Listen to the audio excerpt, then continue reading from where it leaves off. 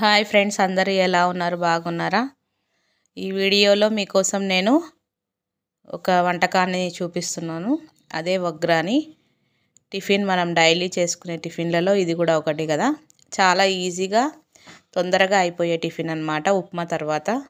ఇంకా ఈ వీడియోలోకి వెళ్ళిపోదాం. తయారీ విధానం చూసేద్దాం. ముందుగా బాండిని స్టవ్ పై ఉంచుకొని అందులో సరిపడినంత ఆయిల్ వేసుకొని జీలకర్ర, ఆవాలు, కరివేపాకు, తర్వాత కట్ చేసుకున్న పచ్చిమిర్చిని అందులో వేసి బ్రౌన్ కలర్ వచ్చేదాకా వేయించండి. తర్వాత నిలువుగా కట్ చేసుకున్న ఉల్లిపాయలను పెద్ద సైజువి 2 తీసుకోవచ్చు. తగినంత ఉల్లిపాయలు మీకు కావలసినంత వేసుకోండి. నేనైతే 2 పెద్ద ఆనియన్స్ని తీసుకొని వేశాను. ఇంకా ఒక చిన్న టమాటాను కూడా తీసుకున్నాను. అది కూడా చిన్నగా కట్ చేసి తీసుకున్నాను. ఇంకా ఆంధ్రాలో అయితే బొనుగులతో చేసేదాన్ని ఒగ్గాని అంటారు. తెలంగాణలో అయితే ఒగ్రాని అంటారు. భాష వేరైనా సరే మనం తినే పదార్థం మాత్రం ఒకటే కదా. ఏదైనా సరే మనం చేసుకునే దాన్ని బట్టి టేస్ట్ వస్తుంది. ఇంకా కొంతమంది అయితే ఒగ్రానితో పాటు బజ్జీని ఇష్టపడతారు. ఇంకా మా ఇంట్లో పిల్లలకి అందరికేమో పుట్నాల పొడి వేసుకొని తినడం అలవాటు. ఇంకా మార్నింగే బజ్జీలు అంటే ఆయిల్ ఫుడ్ కదా, మనకు హెల్త్కి కూడా అంత మంచిది కాదు. అందుకనే పుట్నాల పొడిని నేను ప్రిఫర్ చేస్తాను. నెక్స్ట్ వచ్చేసి ఇంకా ఆనియన్స్ బాగా రెడ్ కలర్ రావాలి. అంటే ఇంకా బ్రౌన్గా కాకుండా తెల్లగా కాకుండా మీడియం కలర్ అన్నమాట. అలా వచ్చాక సన్నగా కట్ చేసుకున్న టమాటాను మధ్యలో వేసి కాసేపు వదిలేయాలి. ఎందుకంటే టమాటా తొందరగా వేగాలంటే అలా మధ్యలో పెడితే వేడికి తొందరగా మగ్గిపోతుంది, లేదంటే అది మగ్గదు. టమాటా మగ్గుతున్నప్పుడే సరిపడినంత పసుపు, ఇంకా ఉప్పు, అల్లం వెల్లుల్లి పేస్ట్ కూడా వేసుకోవచ్చు మనకు కావాలనుకుంటే. నేనైతే వేయలేదు. తర్వాత వచ్చేసి దీన్ని బాగా కలుపుకొని కొద్దిసేపు మగ్గనియాలి. అంటే టమాటా మెత్తబడితే టేస్ట్ బాగుంటుంది. ఇంకా టమాటా మెత్తపడే వరకు ఉడికించుకోవాలి. తర్వాత వచ్చేసి ఇప్పుడు ఒక మంచి టిప్ చెప్పబోతున్నాను.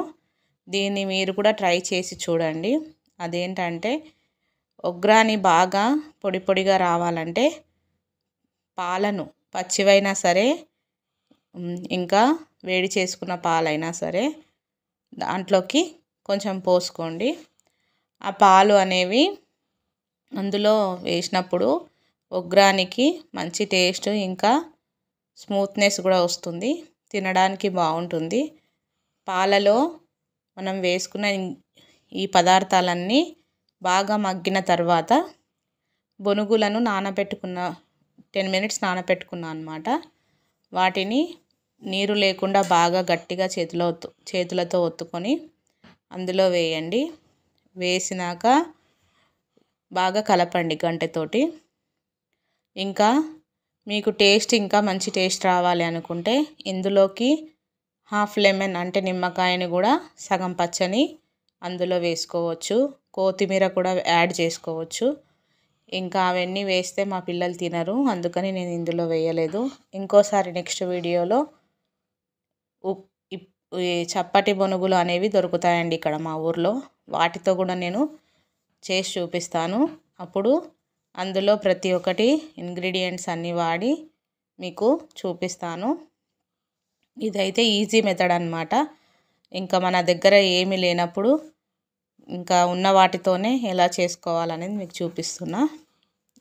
ఇంకా బాగా కలిపేసిన తర్వాత దాని మీద కొంచెము పుట్నాల పొడి ఉంటుంది కదా, దాన్ని చల్లుకోవాలి. నేనైతే పుట్నాల పొడిలోకి ఉప్పు, కారం వేసి మెత్తగా పొడిలా తయారు చేసుకుంటాను. ఇంకా ఇలాంటి మంచి మంచి వీడియోస్ మీకు కావాలి అని అనుకుంటే మా ఛానల్ని లైక్ చేయండి. ఈ వీడియోస్ని మీ వాళ్ళకు షేర్ చేయండి. వీలైతే సబ్స్క్రైబ్ కూడా చేయించండి. ఎందుకంటే మీలాంటి వాళ్ళ ప్రోత్సాహం ఎంకరేజ్మెంట్ ఉంటే మేము ఇలాంటి మంచి మంచి వీడియోస్ ఇంకా ఎన్నో చేయగలము. వీడియోని స్కిప్ చేయకుండా చూడండి. నేను కొన్ని వీడియోస్లో ఇంతకుముందు చేసి మా ఛానల్లో అప్లోడ్ చేశాను. ఇడ్లీ రెసిపీని, ఇంకా పల్లీ చిక్కీ, బగారా రైస్, కుండలో చికెన్, అవన్నీ నా ఛానల్లో ఉన్నాయి. ఇంకా మా పిల్లల అల్లరి అని కొన్ని వీడియోస్ చేశాను. మా పిల్లలు కూడా, మా పెద్దమ్మాయి డ్రాయింగ్ కూడా చాలా బాగా వేస్తుంది. అది కూడా నేను షార్ట్స్లో పెడుతున్నాను అన్నమాట. నచ్చితే దానికి మీరు లైక్ చేయండి. ఇంకా చివరిగా ఒగ్రాని అయిపోయింది. పుట్నాల పొడి చల్లుకొని దించేసుకోవడమే. Thank you for watching.